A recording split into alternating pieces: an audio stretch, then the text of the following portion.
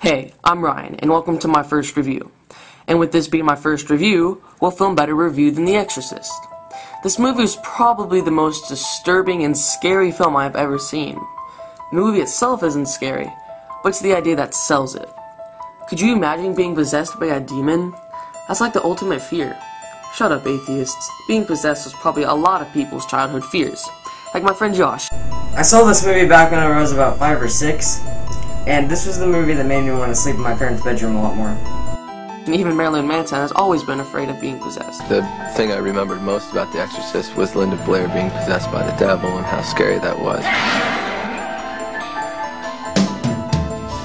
It had a lot of parallels for me because the movie was challenging different ideas about faith and it was looking at religion in a darker way. I think everybody is afraid of being possessed. Growing up, I was afraid of being possessed by the devil. In the film, we follow Chris, who is a famous actress that lives in Washington, D.C. with her daughter, Reagan. With Chris always working, Reagan has had time to improvise a lot in her free time. It's not what you think, you pervs.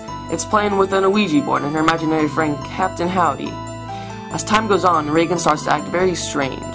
The doctors tell her it's just her nerves, but it may be a little bit more than that when Reagan starts speaking in languages she doesn't know, projectile vomiting, and spinning her head around 360 degrees. I like this movie a lot because it was so advanced for its time.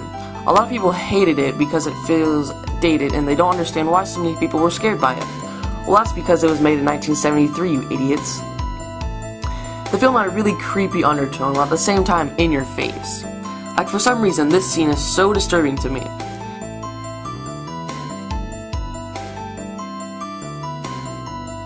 It isn't because of the in-your-face horror, but it is because of the way it was shot. There really isn't a lot I can say about this besides it was probably one of the greatest horror films ever made. A cult classic.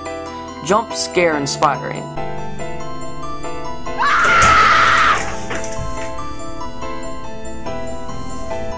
And one of the highest grossing horror films of all time. Everything has already been said about it. Probably every horror fan has seen it, and if you haven't, then where the fuck have you been? This is a must-watch horror film that is essential in any horror collection, which is why I'm giving it a 5 out of 5. Thanks for checking out my first review.